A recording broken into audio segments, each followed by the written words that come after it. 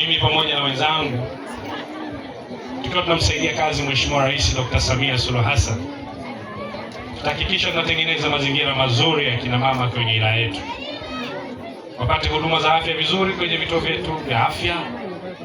Na haya ni maelekezo ninayotoa kwa mkurugenzi pamoja na wataalamu wote wa afya kwenye zahanati, kwenye vituo vya afya na hospitali yetu ya wilaya.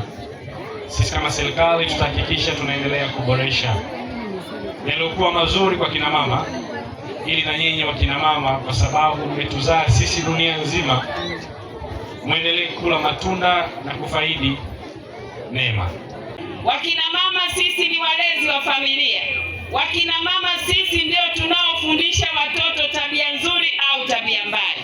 Niwaombe mama zangu, kazi kubwa na nyingi mnazozifanya, tengeni muda wa kuongea na watoto wetu. Tusione haya kuongea na watoto wetu, tuwaeleze kwa uwazi. Tukiwaeleza kwa kuficha, ndipo watoto wanapokwenda wanaingia kwenye tabia ambazo sio nzuri. Na tusiongee na watoto wa kike peke yake, tuongee pia na watoto wa kiume. Huo ndio ujumbe kutoka ndani ya Chama cha Mapinduzi. Tunawapenda sana. Tutengeneze kizazi chenye heshima, hekima na busara. Vijana wetu wa sasa hivi wanajiingiza katika makundi ambayo hayafai. Wengine wanavuta bangi, wengine wanakula madawa ya kulevya. Niwaombe mama zangu, tukae na watoto wetu tuweze kuzungumza nao.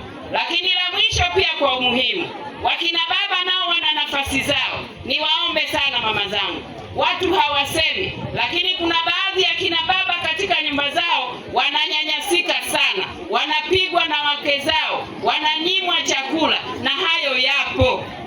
Tukisema upande mmoja tunasema na upande wa pili. Niwaombe sana mama zangu, tuwatunze waume zetu, tuwapende waume zetu, na tunapokuwa kwenye vilinge, tunapokaa tukizungumzia kuhusu waume zetu, tuwazungumzie vizuri waume zetu. Kama halmashauri tunayo fursa ambayo ni takwa la kikanuni na kisheria la kutenga 10% ya mapato yetu ya ndani irudi kwenye vikundi vya wakina mama, vijana pamoja na wakina mama na vijana wenye ulemavu. Kama halmashauri tutaendelea kuisimamia sheria hii, kuhakikisha pesa hii inakwenda kwa wakati, na wakina mama tutawasimamia zaidi, kwa sababu kwenye takwimu zinavyoonyesha vile vikundi vya kina mama vinafanya marejesho vizuri. Tujipige makofi sana. Wakina mama wanafahamu kwamba pesa hile sio hisani, ni pesa ya mkopo ambayo Mheshimiwa Rais ametoa fursa wakopesha wakina mama. Wanapokuwa wanakopa na wao wanakwenda kufanya shughuli zao, basi kile kinachopatikana wanarejesha, ili wakina mama wenzao wengine ambao hawakupata fursa kukopa waendelee kukopa. Na jambo hili kama halmashauri tutalisimamia kwa kadri tunavyoweza.